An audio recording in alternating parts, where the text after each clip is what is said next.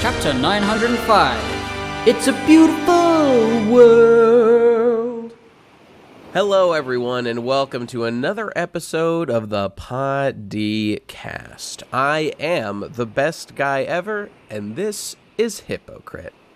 I fold my pajamas as well. Me too. Everyone, I've got some bad news. In a freak gourmet food fight accident, I accidentally ate the cold devil fruit, and I've got a fucking cold. And that sucks for me. You should take a long sip of a nice cup of tea. I have water here. The tea's on the way. Let me do that.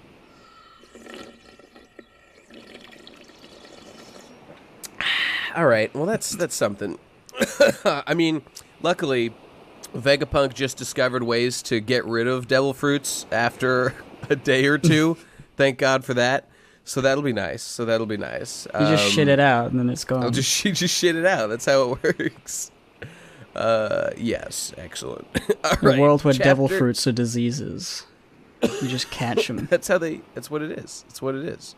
Every disease in One Piece is just a little. Remember when Nami got like jungle AIDS and they had to go to, Chopper Island? Yeah, Drum Island to cure her AIDS. She just had a little devil fruit, little jungle AIDS devil fruit.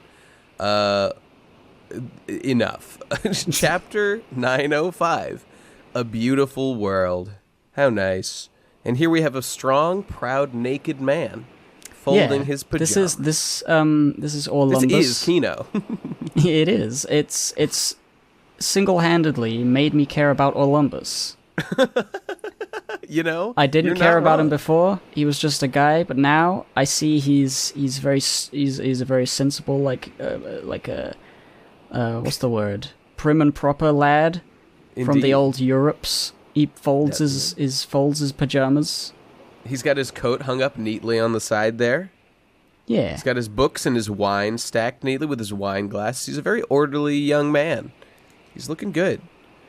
Yeah, and he's got a Hulk Hogan mustache. Indeed he does. He's a cool guy. I like him. He's now a character. You're not wrong. And it's a lot of the times, like, just a single panel, just of Oda, like, having a character do something goofy. Well, let's just say it makes a character more interesting than almost every character in something like Bleach, where, like, shit like this never happens. Or when it does, it's bad and shit. Yeah, we always shit on Bleach. At least I always shit on Bleach. It's just like the bad One Piece. But whatever. Yeah. Every show is the bad One Piece. Not only is he folding pajamas, he's doing it at 6 a.m., so he clearly gets up at a very reasonable time. He's the pirate life. Oh, wait, I didn't understand this. I thought this was some sort of him, like, packing to leave. No. What's actually happening to him is just he's, what like, he being does. A prim and proper pirate boy. Just, like, day one of being a pirate. Time to fold my pajamas at 6 a.m. I can't wait for the next cover thing, which is 6:30. Prepare and eat breakfast, and then 7 o'clock, clean dishes on the next one, and so on forever. It's just nice. It's just nice to have like a really orderly pirate lad. Yeah, he's kind of unusual in that, but pirates are a very diverse group in terms of personality and appearance. And he's like the I mean, I don't know, Nami and like I'm sure Robin is pretty orderly in her life. Maybe Zoro too. He seems pretty regimented. I feel like they're pretty rowdy guys. Well, sure, the Straw Hats as a group are, but of course Robin is the most reserved member of the Straw Hats, except maybe for Zoro. I don't know. Anyway, all right, this is cool. I look forward to seeing him do more goofy stuff soon. Let's go to the chapter. Right. A Beautiful World. So 2 years ago, Marineford got blowed up and it's gone. Mm-hmm. Well, it's not gone. It's actually been repurposed as the G1 branch, but it's not the HQ no more. I don't know whether it's still. I guess it's called Old Marineford, and this is New Marineford. Yeah. The big place with the McDonald's sign at the back. Do they call York in England Old York? No, they just call it York. Just call it York? Okay, well, that's fine. I guess because these are actually very close to each other, it sort of makes sense to differentiate the old one by calling it Old Marineford. I don't know. Whatever. So they got the big M, they got all the cannons and stuff. It actually seems like a much smaller place, but then I see the ships down at the harbor there. So like the cannons, all of these cannons are gigantic, I guess. Yeah, I think that's true. And the door is big enough for giants to get in, so like it's bigger than it looks. Mm-hmm. And it's definitely more fortified than the last place. This place is all stone and shit. Well, they should have made it out of Wapole metal, like they did in the other place. Maybe they did. I guess I don't know.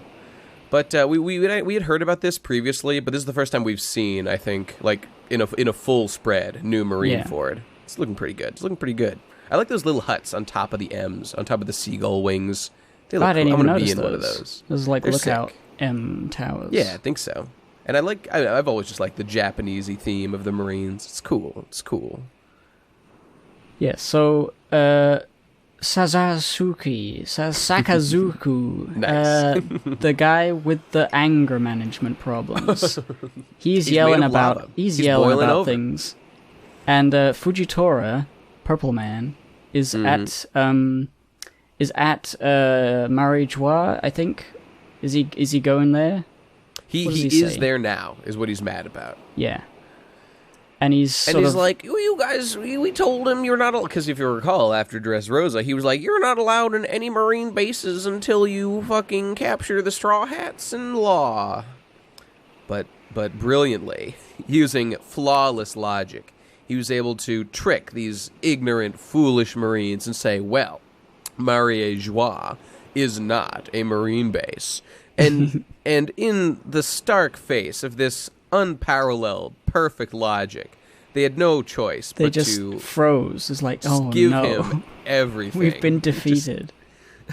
By the way, you probably noticed, but the guy who's giving this report to Sakazuki is our old friend Captain T-Bone, who I believe is promoted now to something higher, who fought Vice Zoro Admiral or in something. Ennie's lobby, or on the way to Ennie's lobby. Yeah, Way back in the day. he did like a weird like rectangular slice. That's right. He was cool. He was a good boy. He was a very nice man. And he's alive, which is good to see. I think he actually did show up at Marineford, but we haven't seen him since then. So it's good to see him alive. I've always liked. He is canonically actually an IRL good boy, and he is a nice guy. So that's nice. Yes. So Sasazuki. I got my tea, by the way. I can feel this devil fruit loosening in my bowels as we speak. Oh, It's excellent. Exactly. That's what I'm talking about. Shit. Yeah, we better quickly finish this episode. We're going to record at Indeed. Mach speed. So Sengoku's there saying, haha, fuck you to Sakazuki. Oh, yeah. Sure is tough to be Fleet Admiral, Lava Boy. Oh, got him. And then Sakazuki comes back with the most vicious insult I've heard of in my life. Shut it, you semi-retired old man. Damn. His children are going to be singed from that burn, no doubt. Semi-retired. I guess that means he's kind of sort of around still. Well, but he's not in charge. Last time we saw him at the end of Dressrosa, and he is right now. He's like an instructor. He's like teaching younger Marines. Oh, That's right. what he's doing. Yeah, he's like the old lady face. What's the one who has Suru? like the Suru? the washing the washing and drying. I think she's actually more active duty than Sengoku is at the moment. Because she was at Dressrosa. Remember when she captured Doflamingo after Dressrosa? Oh, yeah, that's true. She's still doing real shit, yeah. I mean, training people is still real shit, but like... I know. But, he's also gay. So, who else is going to Marijois? The other admiral. The one we haven't... Ryokogyu, a.k.a. Green Bull, the third admiral we have not yet met. That's who it is. That's who's there. How exciting. So we're gonna meet that boy this arc for sure. Yes. Excellent. And then we go to see the way that you get up the red line. We've never seen this before. That's right. The legitimate legal way to get up is to ride the bubble gondolas. The bondolas. The bondolas, which are like gondolas, but they're lifted using bubble technology from Chamonix Archipelago, which exists only around this area of the red line. And I just love this kind of stuff. Like, bubbles are used to go down to Fishmine Island, and bubbles are used to go up to the top of the red line. It's just so cool to see technology integrated with just like the setting that Oda came up with. And Yeah. who knows if he planned all this from the start. But man, is this creative. And I fucking love it. It's awesome.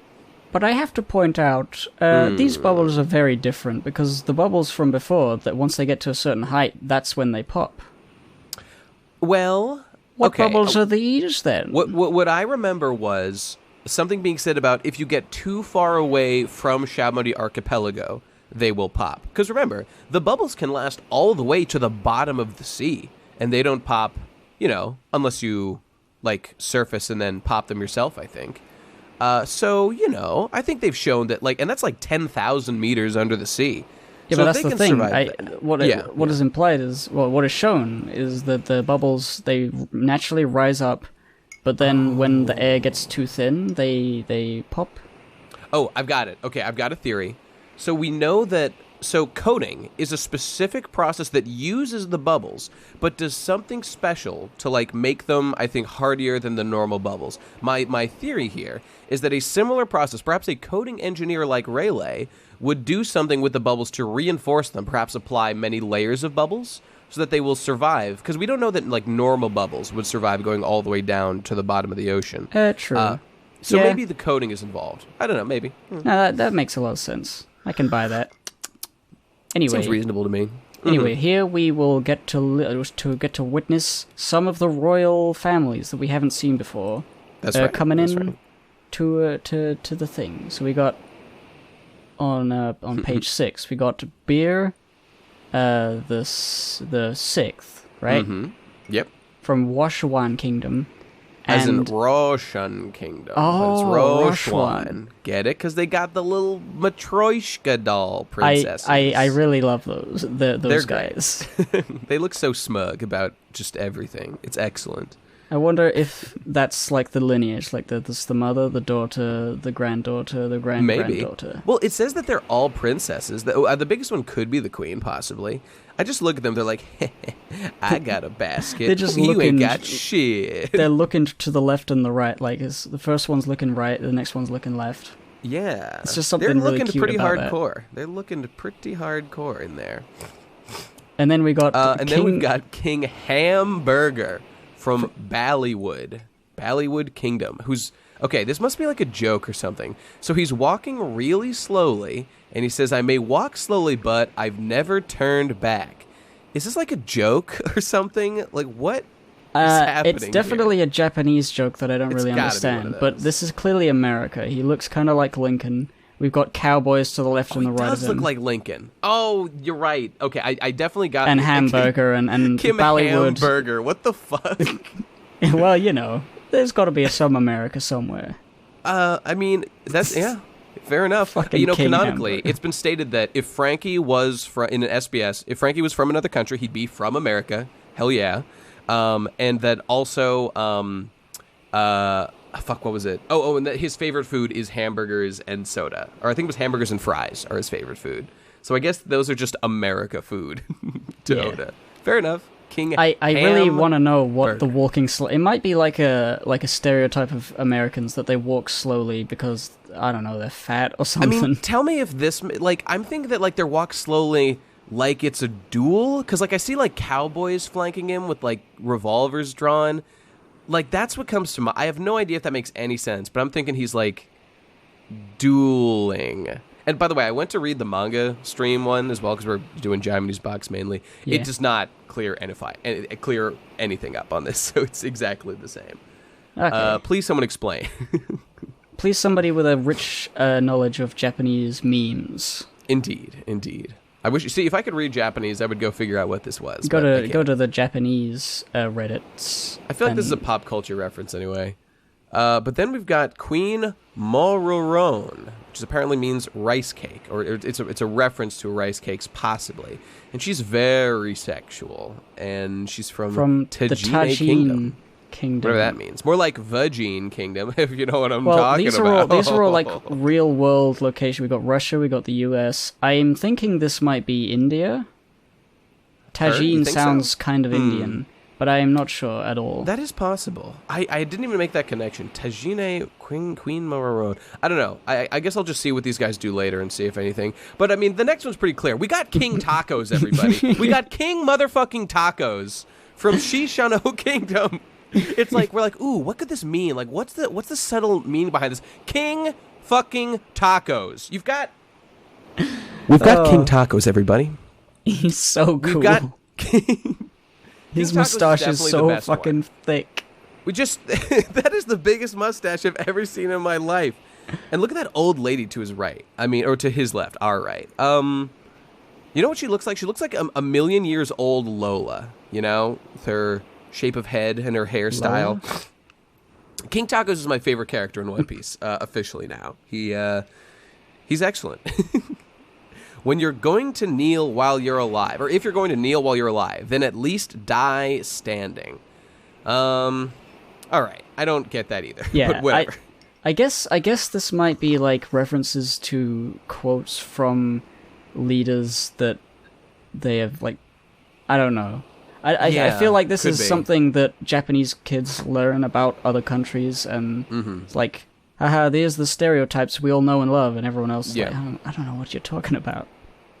It's definitely something like that. Like, obviously, this is very stereotypical, but, like, who cares? It's fine. Yeah, it's no fine. one should be mad. So, anyway, they're all, like, arriving, and everyone's going crazy about all these cool royal people. And then we get Fish Lady. We get the Fishmans. There they are. Shirahoshi is big. I really do like the funny little... the life preservers, but for being in the air instead of on the water. Yeah, it's cool. It's cool. I like it a lot. I don't know how they move exactly. Like, I guess they just kind of swim through the air. Doesn't exactly make sense, but whatever. It's fine. Waggle the flippers or something. Yeah. So, and they mentioned that the Ryukyu Kingdom has been a member of the world government for 200 years, which is true. Even though they need the protection of a warlord, or not a Yonko, but whatever. And they say, but this is the second time attending Reverie. Now, I just did a little digging, just to double check on shit. And so we know that Queen Otohime, one of the best characters in all of One Piece, from Fishman Island arc, so she went to the world government previously to, like, get her paperwork. It was actually a little vague in the wiki as I was reading it back, but effectively it was to, like, be able to bring the Fishman people, like, to the surface. I wonder if she was actually asking for, like, government, like, support to bring the Fishman Island population to the surface. If so, it's kind of a big ask. I wonder why they didn't just, like, do it themselves. But whatever. Maybe it was more of like, hey guys, I feel like it would be more. Please don't murder us. Yeah, it was like, please try to end slavery a little bit. Like, try to make racism go away a little. Can you maybe? Okay, but my question is, why was she getting she was getting signatures from the Fishman Island population for this to get approval? Like, why would she need this? It's got to be, like, to move them to the surface, and she was getting signatures to, like, convince the world government that, like, the Fishman would be, like, a good addition to the world government, like, support base on the surface. It would probably be things like being part of, like, the collective and having, like, trading routes, and being an official member of the big old jumble of people. Mm-hmm. And at the moment, they're just sort of outsiders that are allowed in sometimes. Yeah. But if the Fishmen come to the surface, like, where are they going to go? Like, where are they going to, like, live? Well, maybe that question is kind of left open to speculation right now. But, of course, I've got my theories about how One Piece is going to end with, you know, Marie Joa possibly being destroyed and, you know, the red line being shattered and, like, all blue being created there.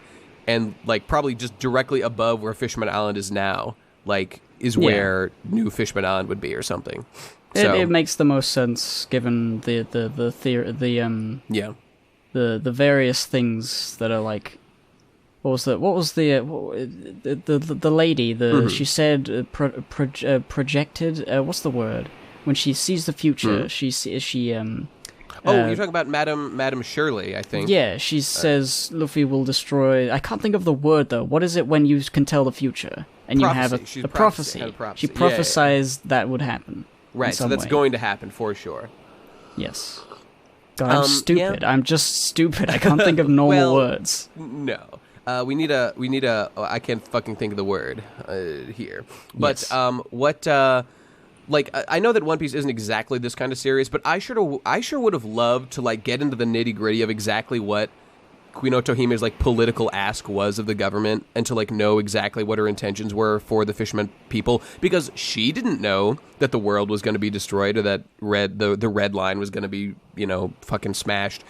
So, I don't know. Like, I would sure love to know that, but I don't think One Piece is really about that kind of stuff. What she wanted North Marijois to get rid of their nukes. And they were like, yeah, okay. And then they said no. And then they said no, and then they nuked Fishman Island. Specifically fish nukes. That's what they had. They're like fish cakes, only nuclear weapons. Excellent. By the way, can I just say how much I love Shirahoshi's hilarious fish hairpin thing. Her hair is ridiculous, and I love her hairpin. It looks silly. It is a fish. It's excellent. It's been that way since we first saw her. She's always had that silly ass pin. I love it. She's very sexual. She shows a lot of titty. I like all these things about her. She's just a good girl. She's just a very good girl. Yes. And she's huge. She's fucking huge, as Garp would mention later. Indeed. She's like, she's so beautiful, and not to mention, she's fucking big. She's fucking a big bitch. I don't know. Everybody's getting le boners in the crowd. They're getting big boners. By the way, it's stated canonically by the little info bubble that this gathering is already big news. The big news has arrived, and with the big news comes our boy, Big News Morgan. There he is. There he is, just full bird boner. Full mast for Shirahoshi, despite being a bird who's mortal enemies with fish. His boner surpasses all race and, species boundaries. I think the reason he likes her is because she's big and he's a big bird, so, like, it makes sense. Bird and big just go together like that. That's true. By the way, this guy on the top thing, the guy who's saying, she's even more beautiful than the rumors say. Shall we print a special occasion, Mr. President? And she's like, oh no, Morgan's is already enchanted by her. That is Attach, and I looked into this guy because he was originally an SBS character. He was the head of the Marines photography department. Is he the one? Looks like now he's working for Big News Morgan, who has his own. It's like the World Daily Times or whatever it's called, but it's like the newspaper as opposed to the Marines. So Attach was the guy who took like all the famous photographs of all the bounties and stuff. Yeah. Yep. I think I remember seeing like the reason when Sanji's first bounty picture was like it had to be a drawing because he forgot to take the lens cap on. That's right. Yep. Yeah. That was him. What a silly boy. Anyway, so everyone's just talking about how popular she is. She's a big bitch. I like how she points to the tree. Is that what you call a forest? It's just the way she's pointing and like excitedly looking at stuff. It's cute. Insert that meme of that anime guy holding out his hand towards a butterfly and saying, "Is this forest?" And the butterfly is a tree. Are you familiar with this meme? Yes. Unfortunately, I am. Okay, well, anyway, so we've got somebody calling out Garp. Hey, Garp, the hero. Do you know who I am? Yeah, you're a shitty brat. Fucking die. Yeah, but so no. This is the old Steri, who I think I had seen on the wiki. He was one of the royals that was probably going to be at Marijois or something. Or I looked him up at some point. Well, we had seen him on the way already, I think. I don't know whether we had. Didn't we see him? Like, we knew that he had married the queen, we knew he had become the king, and I think, I forget when this was. I forget how long ago it was. I thought he was on a boat on his way or something, but maybe not. But now we know. Yeah, this is the proper introduction, reintroduction of this asshole who was like Sabo's brother. Sabo's adopted brother. That's right. Sabo's the actual true-born son of his family, but this guy was adopted just because they were like, well, Sabo isn't fucking working out. We got to figure out something. We got to get we got to get a real bitch in the family. Indeed. And so there behind him is his Yas queen, literally, and they're really mad at Garp for being so insolent. I'm the king of Goa Kingdom. Fuck you, dude. You and this is interesting. He actually says it's cool to see this interaction. Hey, Garp. you know that you are a citizen of Goa Kingdom. You were there long before you were ever a Marine, so now we know that he's actually from Goa Kingdom, as opposed to just like, settled down there with Ace and Luffy and whatnot. So that's cool. And he's like, since you're a citizen, you got to be my subordinate. Don't forget. And Morgan down here is like, ooh, the king of Goa. It purports itself as a peaceful country, but a lot of dark shit happens there. Garp from there, Dragon, Sabo, Ace, and Luffy are all from there. And of course, we know about the whole trash burning shit they do and how fucked up the place really is. Trash including people. They burn people who are unwanted in that society. They happily murder them. It's really like a very obvious reason for why Dragon was the way he is. If he grew up there, of that place. If Garp grew up there, and his son Dragon was there and saw all that, it's like no wonder he became a revolutionary. Morgan's observation is well made to notice like how much fucked up shit like Sabo and Dragon, at least two of them, are directly a result of how fucked up and evil that place really is. And then like Luffy and Ace to a degree were also just kind of responding to the environment they were in. And of course, Garp's kind of on the other side because he just became a Marine, but he's the exception to this. Well, he became a Marine, I think. Well, I'm not going to make big... He became a Marine for freedom, I think, because he just wanted to be free and do whatever he wanted. Yeah, he's clearly like a good boy, and he understands like some pirates aren't bad. But he took after... He looked after the Pirate King's son. Yeah, he did. And raised him. Yes, he did. He's a good man. And of course we know that he never became an admiral specifically because he wanted to remain free to do what he wanted. And being an admiral would just be more of a burden than anything to him. So, yep. So there you go. Then on the next page we get a bit of a backstory that we just said, so you skip I like past that. I do like that it's just a little King Sterry's trivia corner, and it's just like look at that little glint in his eyes. That should definitely be in the thumbnail for this episode. That's my favorite and look at his mom, just like this whole family looks excellent, and I love them. They're just the most evil people in the world. Yeah, Sterry, despite being awful and everyone hates him, is actually quite goofy. Quite good at what he does, because he managed to become the fucking king of the country. I'm sure his parents helped him. Oh, and by the way, one interesting fact that we didn't know up to this point was that so he married the Princess Ananto Canette, which it says helpfully here is a reference to Marie Antoinette. Cool. And apparently the prince and king, both, so like the king who was obviously the king and the prince who was probably next in line, both died mysteriously. And Sterry, being married to this princess, then became king. So we know how Machiavellian this family was. So either Sterry himself, and I would bet that his family was directly involved in like assassinating the fucking, king and prince so that Sterry could become king. Pretty fucked up, but very interesting. Do we see his parents here? Yeah, that's them right there. No, I mean like right now. Oh, no, they don't show up here. They're not in this chapter physically. I can imagine they wanted him to do well so that they would get something out of it. Absolutely. And he seems like the sort of person who would go along with it and then betray them for no reason. That's true. I mean, there's no reason to like betray them if it doesn't do him any good. Just becoming king, I'm sure makes them happy. He could be king, and then he was like, thanks for getting me to where I am, you lowly parents. Now I don't need you anymore. Into the dungeon you go. Yeah, just here's a thought. Like, if you're involved in, like, a murder assassination plot, and you've got co-conspirators, if you don't want anyone to find out about that, you want to keep some lips from flapping, killing them? Yep. Not a bad idea. So the parents probably were in or orchestrated some of this shit. It would be in Sterry's best interest to see them silenced permanently, so that a position never gets challenged. Yeah. So, Sterry is very clearly the antagonist of the moment. He is the big, like, the worst king of all the kings that we've seen, and likely is going to be like the big problem that happens. Like, he is going to fuck up peace talks of some kind between all the nations because everyone loves Luffy except for this guy who hates him. That's true. And then there's the revolutionaries there, and there's like there's going to be something very delicate that he is going to ruin in a big way.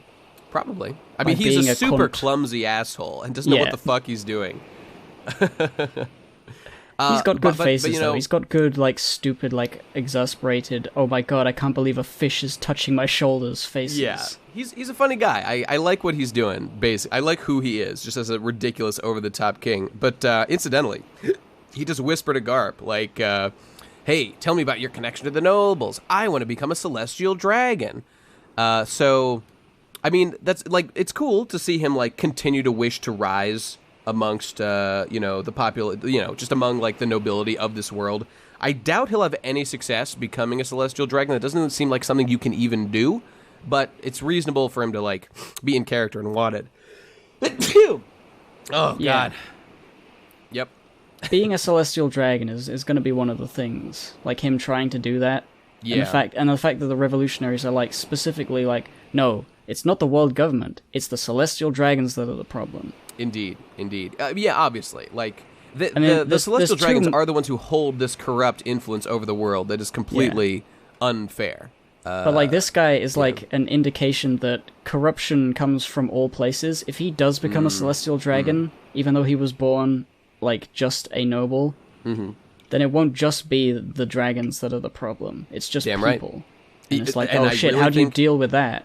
I mean, the celestial dragons were just people, you know, once upon a time. They're simply the people who are the descendants of those who founded the world government. They don't deserve their status right now. You know, they're just a royal family, basically. But anyway, Garp's just like, you want to be a scumbag? And he's like, what? You talking shit on the celestial dragons? You'll get executed. And he's like, oh, don't tell anyone I said that. It was a oops. This guy's scary. He'll say anything. Well, it was more of a just like, oh yeah, I guess I shouldn't have said that. Ooh, like, yeah, that's he true. Basically doesn't give a shit, but it's like, oh yeah, trigger warning, sorry. He forgot to give him his trigger warning. But then Sterry gets manhandled by a big crowned big fish boy. That's funny. That's all I have to say about that. Yeah, like you said, he's just like looking at the fishman and is like, ooh, gross. Stay back. Do not touch me, sir.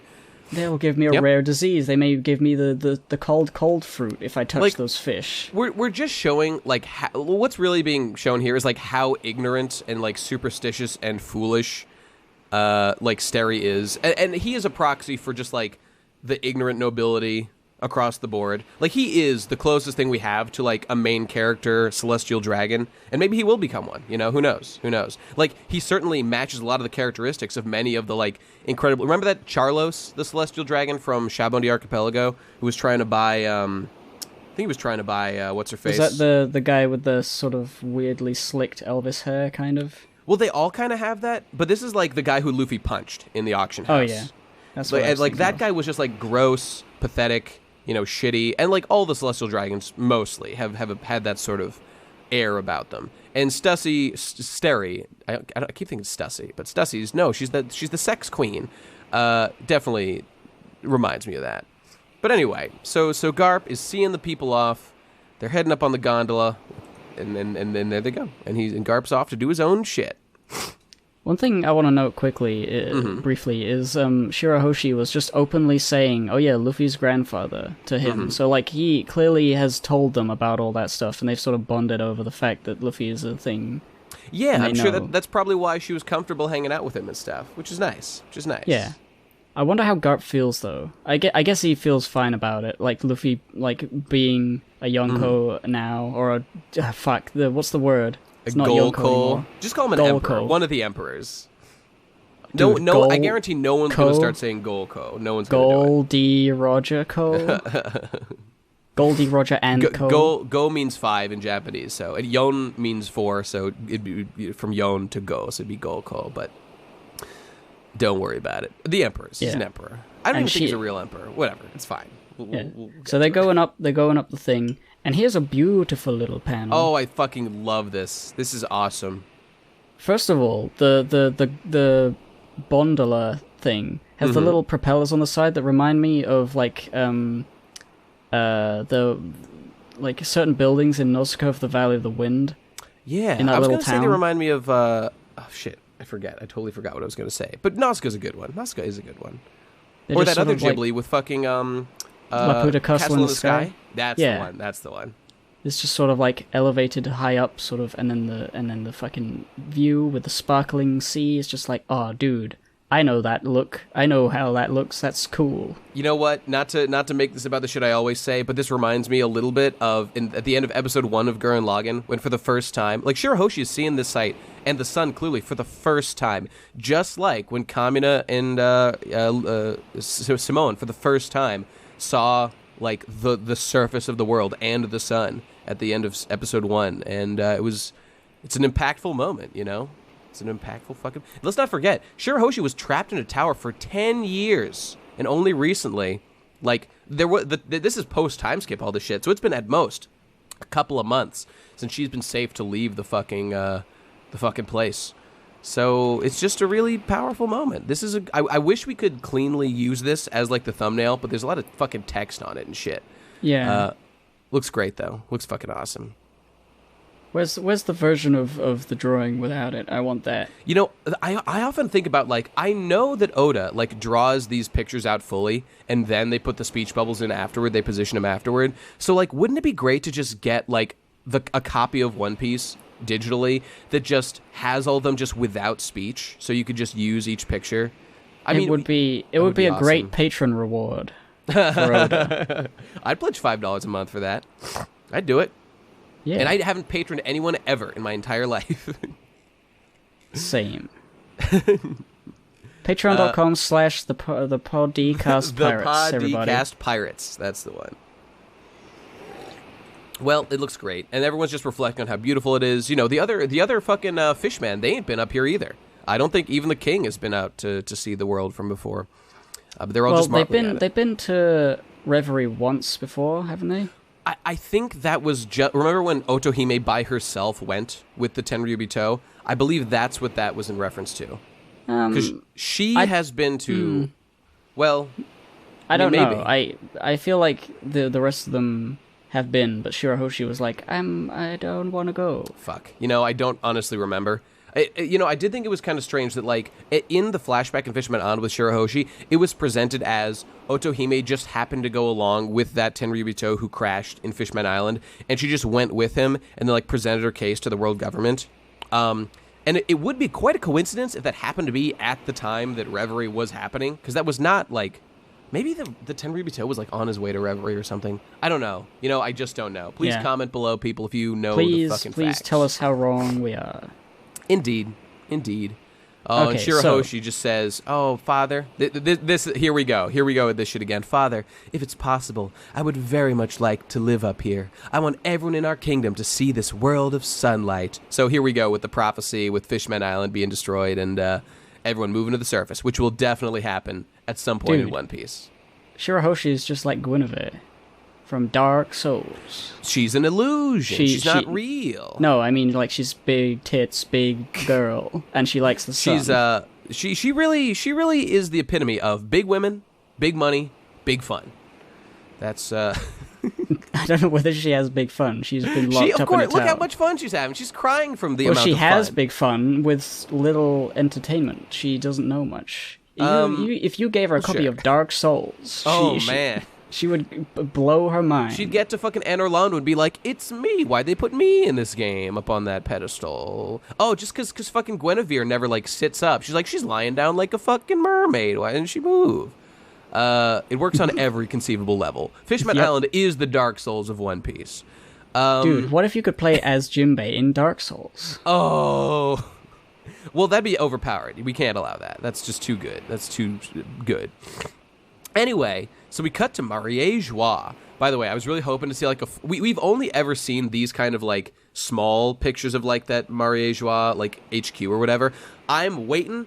It's going to be probably next chapter when they get to the top of the gondola and finally we see a full spread of Marie Schwa. We will finally know a bit more about the city layout. At the moment, you can see big buildings. We can see a little stuff, town below it, and we can see a little town. So there's even at the top, there's like levels of celestial dragons. I mean, maybe that's true, or maybe that's where like the servants live. That's where like the worker bees, because someone needs to serve them. Of course. Yes. That's possible. And I really want to know how many Tenryubito there are. God, I'm so fascinated. Like, this is the real shit. I'm telling you, just so you know, everybody, the real shit of One Piece is pirates versus the Tenryubito. That is the real shit of One Piece. And then Blackbeard's kind of a wild card who will be dealt with. But the real shit is pirates versus the overly controlling, evil, slave-owning Tenryubito. That's the real shit. But anyway, so here they are. Here we go. Some here boys we talking. go Some with boys talking. Fujitora having a little snack. You're not planning to destroy this conference, are you, Fujitora? You wouldn't do that now, would you? And he's like, heh, heh, heh. He literally says, heh, heh, heh, heh. Oh, he's planning something. So he wants to destroy the system. I forget at the end of Dressrosa what his resolve was. He wants the 7 warlords to be destroyed. He hates the 7. Like, frankly, that's small potatoes. He should want the Tenryubito destroyed if he's a real good boy. Yeah. Maybe he thinks that's too much to ask. I don't know. I mean, the thing about him wanting the 7 warlords to be disbanded or whatever... It's because of Doflamingo and how evil he saw that Dofi was. Oh, yeah. It's just like, now that Doflamingo is gone, which warlords are left? Yeah, like, what's the problem anymore? You got Hancock, not a problem. You got, Blackbeard's not a Shichibukai anymore. Buggy seems fine. Though I guess we don't really know what he's up to. I don't know, the thing got, is, a dispatch as a reader, the warlords are also kind of irrelevant now, because the main big ones have been dealt with or explored to a degree that is not, I mean, the story... Like, Hawkeye Mihawk doesn't have a crew, and so we already know about him. I mean, okay, to be fair, Edward Weeble, like the new guy, or Weevil or whatever, that guy seems like a fucking loose cannon madman. That guy legitimately seems... I keep forgetting that he's a warlord. Yeah. So, and Bartholomew Kuma just works for the government, as far as we can tell. Only Weevil right now seems like an actual problem for the world. Everybody else is no longer a warlord. I think this is just him trying to prevent the next thing from happening. Like, Blackbeard using his position to free all the prisoners from Impel Down. Don Flamingo being an evil fuck in Don general. Flamingo was super evil, that's for sure. And Edward Weevil probably is going to use his power to do something big and bad. I think he killed Zephyr, or Z's wife and son, I think, and tore off his arm. That happened. That was real. Who? Zephyr? Remember Z from the movie Z, One Piece film Z? Oh. Which is semi-canonical, but canonically Edward Weevil did do that. He ripped off his arm and killed his wife and son or something. Yep, so he's not a good man. He is not a good man. Yeah. And now he's a fucking Shichibukai. Yeah, this is a pretty fucked up system to, like, make a guy like that, like, one of your champions. But hey, before we move on, let's not skip over the panel right before that. So 2 things of interest happen here. This may have happened before, but the guy who Fujitora is talking to says, "You had a long trip, didn't you? How was old man Vega Punk?" Okay. I checked with Manga Stream as well. It used the exact same terminology. Old man Vega Punk. There was no longer any doubt Vegapunk is an old man. Maybe this was confirmed before, I forget, but we now know it. Sure. I mean, he's been working for the government for a while. It would make sense that he's not a young man. I mean, you're not wrong. You're not wrong. But I was always, I don't know. I still think they might even pull something where, like, he looks really young because he's, like, invented immortality serum or something. Like, I don't know. Maybe something like that.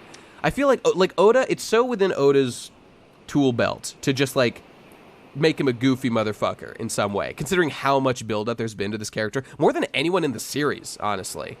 You know what I think? You know what What's I think? that? I think he's going to have, like, a connection to Dr. Kureha, because she kept going on about, like, do you want to know the secret to my youth? And everyone's like, no, we don't want to know. We didn't ask. That's and I feel true. like Please stop bringing it up. I feel like if Dr. Vegapunk is, like, just really young looking, but he's an old man. Yeah. Or he's just an old man that's been, like, around for a long time. Maybe he's Kureha's brother or something.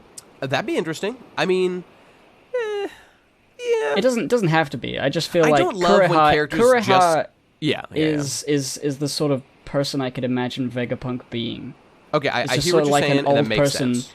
acting like a younger person.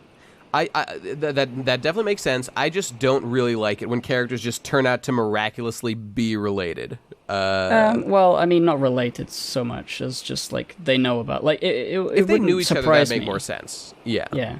It wouldn't surprise me enough. that they reference each other at some point. Mm-hmm. But by the way, and then, so to continue on from there, Fujitora replies, I didn't get the chance to meet him, but he created something incredible, meaning we no longer need the 7 Warlords. So Vegapunk has made something that Fujitora says has made the Warlord system unnecessary. Completely unnecessary. I mean, we already kind of had the pacifistas. That's true. Were they not supposed to be like the replacement for the 7 Warlords?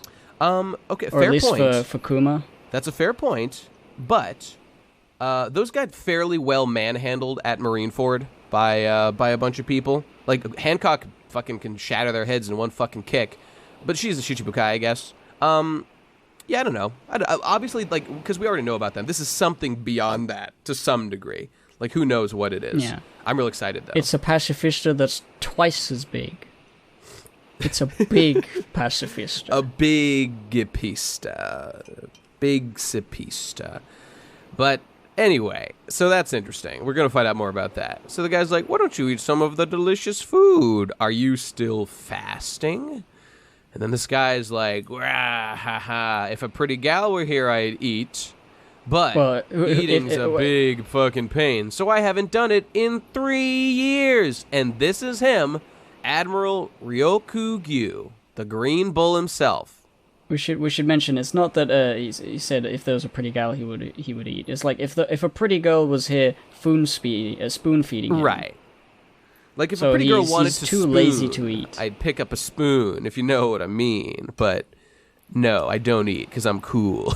By the way, okay, so I officially have a theory as to why Admiral Ryokogyu hasn't eaten in 3 years. And here's what it is. It's that, if you can hear me right now, I'm swallowing a lot of fucking mucus as I go through my day with my terrible sickness. What I think is, I've already lost my devil fruit. It's already gone. I pooped it out while on this call. And I think he ate it. I pooped it out so fast it traveled back in time. And he has now eaten the cold fruit, which has given him a lot of phlegm. So he says he hasn't eaten, but what he has been doing is he's been swallowing a lot of mucus over these years. And that's been what he's been living on. That's why they call him the Green Boy, because he's eating snot all day. That's what it is. The worst theory I've ever heard. Too bad it's canon. Well, I don't have a theory myself. I was thinking of like I have a theory.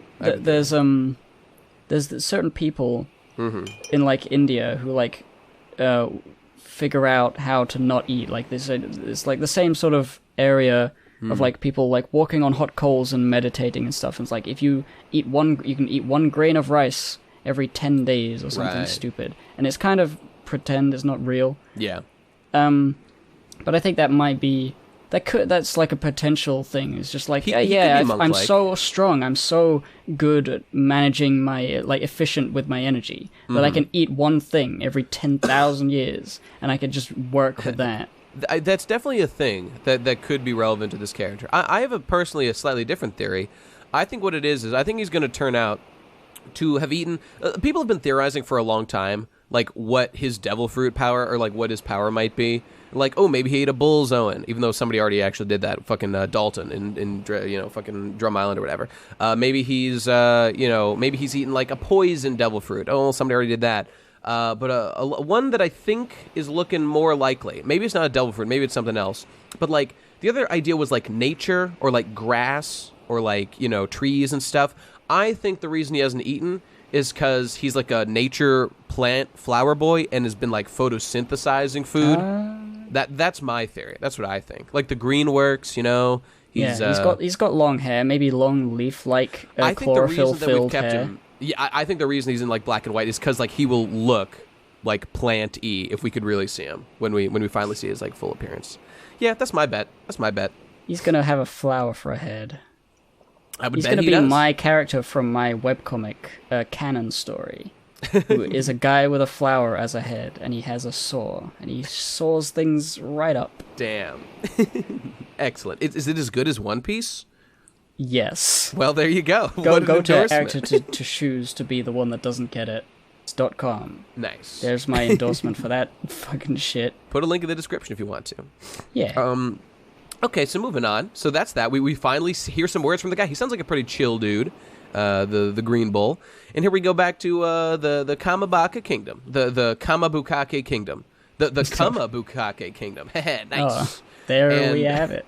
And there's a big gay fish, and they say, "Oh, they're fighting the world government for the sake of the fish." I like that big gay fish. I just gotta say, he's a nice guy. He seems like he's chill. Why does the fish have stubble? Like none of the fish have beards, but that one does. That's just a thing that like Oda. I mean, does I know why. With his, I know why with the I guess transvestite. gayness. Is that a politically correct word? I don't even. Whatever. That's I think the right word. I don't know. The situation is complicated, though. Ooh. Oh, and then there's Betty. So Bello Betty has arrived. That's nice. That's nice. Look at that girl on the left there with her long hair and her goggles and shit. We got Bello Betty and Hello Kitty. Whoa. Nice. That girl doesn't even have a silly hat, though. Like, she's not even one of the cool kids. Like, everyone else there has a silly hat. She does not. That's embarrassing. I think that might be a hat instead of hair. Oh, you think so? Like a cowl of some kind. I hope so. Because I will bully the shit out of her if she doesn't have a silly hat. And then we got the egg. We got an egg there with a mustache and a wizard hat. That guy's pissing me off. What's his fucking story? And then there's a big cow. I guess that's like a cow mink or something, probably. I don't know. Who cares? They suck. What matters is Bello Betty's like, okay, what's it? Okay, so Bello Betty says, "Oh, we're gonna fight the fucking world government for the sake of the fish man. Complicated, huh, Koala?" And she's like, "Since Ryukyu Kingdom's participating in Reverie," and so Koala like corrects her and says, "No, Betty. You've been wrong about everything that the world government, or that the Revolution Army has been planning for, like, decades. We're not going to topple the world government. We're going to tackle the Celestial Dragons." And here's my point. Wouldn't Betty know this shit, being, like, one of the top people? Like, who the fuck is Koala? She's just some bitch. I really think this is kind of silly, but it's... Like, obviously it's so that we'll understand. Obvious, yeah, it's an obvious just, like, no... This is the thing. If anything, Koala should be explaining this, or should have this explained to her by Bello Betty. Why is it like this? It's a weird character to choose to be the one that doesn't get it. Okay, you know what I think it is? I think what's happening is this. To be charitable, I think we might just be characterizing Betty as not a details kind of person. Just she's like a fighter. She's like a front lines kind of lady, and she's like, yeah, fuck the details. We're gonna topple the world government. And then Koala, who's more, smart, I guess, is like, no, we're not toppling the whole world government. We're toppling the Celestial Dragons. I guess then that's who have I been murdering this whole time? Who have I been murdering? God damn it. I've been killing everyone. Okay, but this is actually, this is kind of actually the most important line in, like, all of One Piece. Because that's not even hyperbole. Because we have just been informed about what the end game of One Piece is going to look like. The world, so, like, there have been theories that, like, the Marines might be destroyed by the end of One Piece, that, like, the entire world government will collapse, or whatever. But Koala has just given us insight into what is actually the goal here. And I think the goal, I mean, it's stated clearly, is the world government continues to exist, which means the Marines will probably continue to exist. Because the Marines are not all bad boys. The Marines have some bad apples, but they like Sakazuki himself has to go down because he is a murderer. He has killed innocent people, and that's fucked up. But the world government is probably pretty important to world stability, just to have, like, a policing force that is the Marines. Yeah, I mean, I feel like the fact that so many of the kingdoms have been, like, allies of Luffy show that the world government, with the kingdoms and everything, is like the vast majority of the world is not fucked up. It's mostly these weirdos at the top. That's right. So, I mean, they are the evil ones. We've seen what they do, and we see, like, they don't even contribute to the world. They simply, take from it. That's all they do.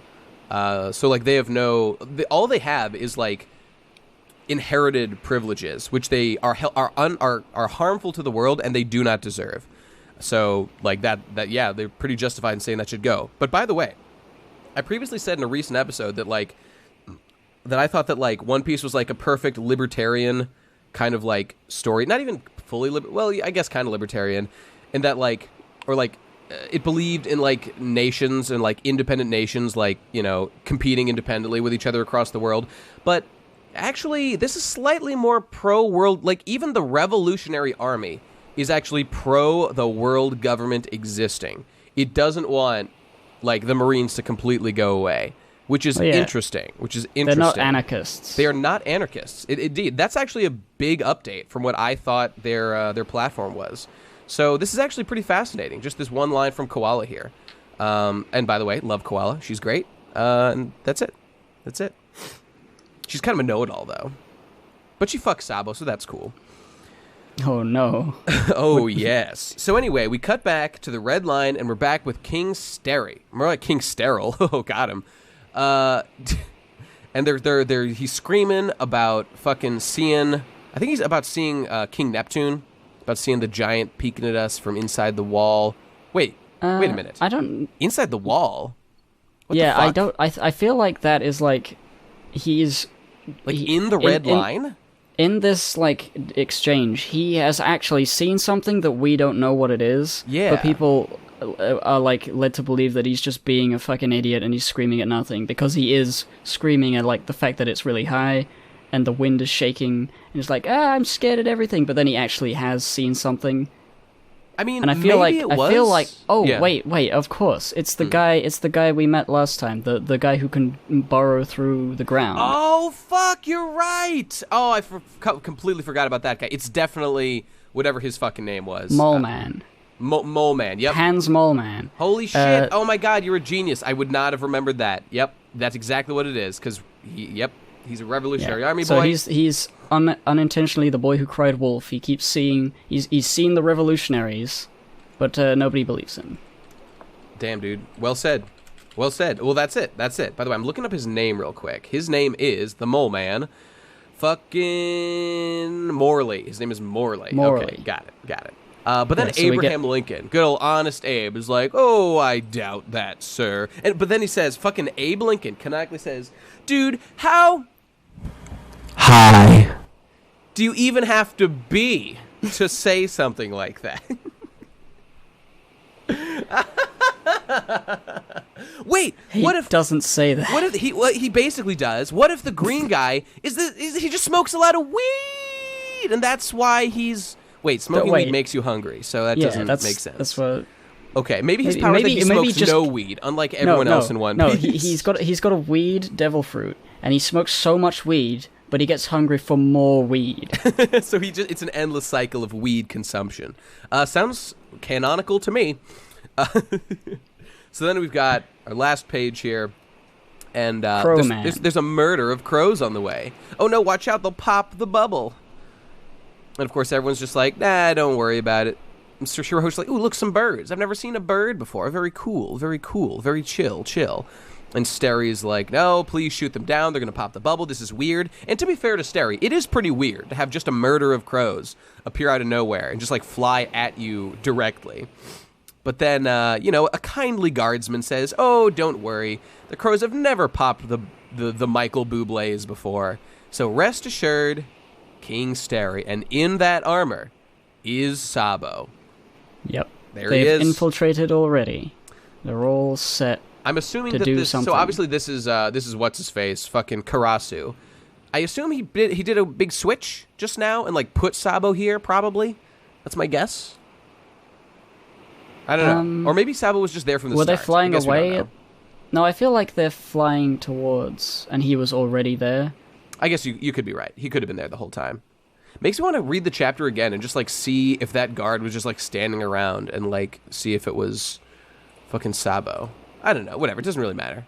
Either way, he's there, and he's ready to fuck.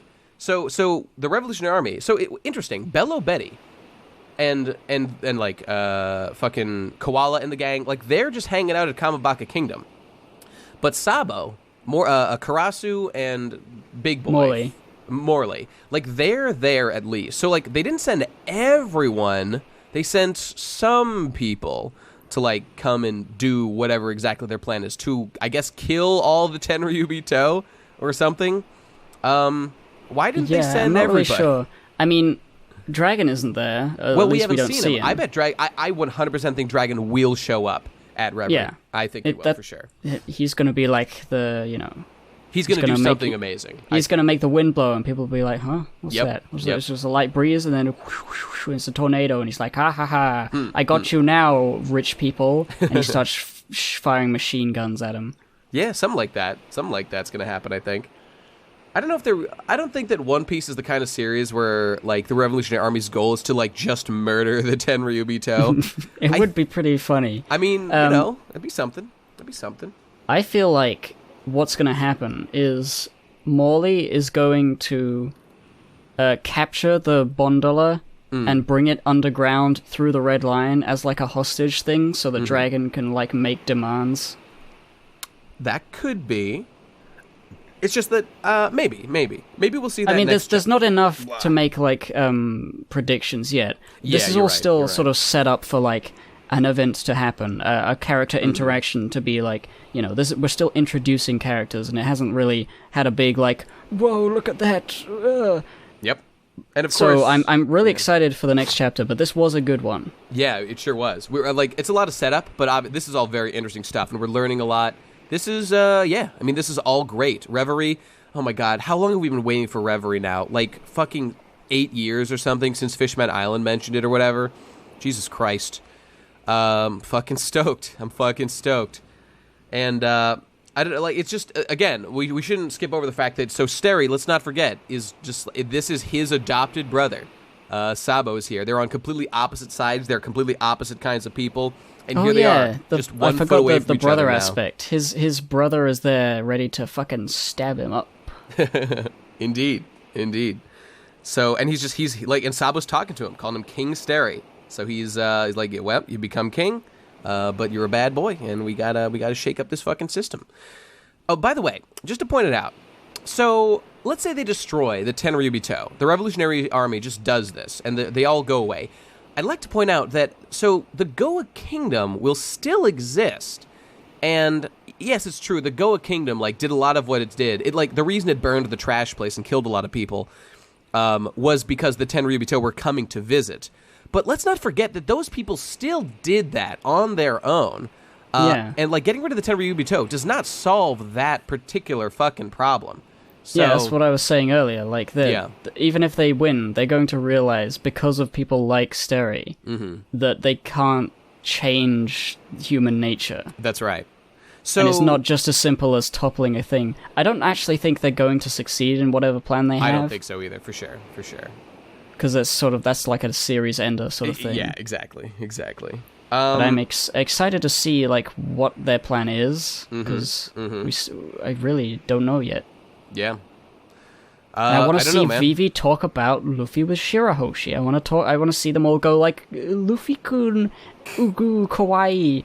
I'm a big fan. That'd be waving cool. his flags. That'd be cool. I mean, I'm sure we'll see stuff like that. I'm positive we'll see that shit. Plus, you know, Rebecca and the gang, they'll all say hello, everybody. Yep. Well, that's it, everybody. We've just got to wait and see what happens next time. It's going to be exciting. Very exciting stuff. All right. Well, I guess that does it for this chapter. We'll see you next week. It doesn't say there's no next week, so we're just going to assume there is one. So, hey, right. Patreon.com/thepodcastpirates. Pledge a fucking $1. Join the fucking crew. Pledge more and be an even cooler guy. Yes, we have enjoy the Discord, secret chats for people in our Discord. You can link. You can go. If you want to attend Reverie by arriving at Marie Schwa, you got to pledge $1 to our Discord. At least I think it's $1. $1 makes you a literal king. It makes you a literal cabin boy, and you become a member of the crew. But of course, we got invited because we're the most important pirates in the world. Canon. All right. Thanks for joining, everybody. Hope you had fun. Good chapter. Loved it. See you soon, everybody. Bye-bye. Goodbye. Ohayo gozaimasu. I mean... Oyasumi nasai. Yeah.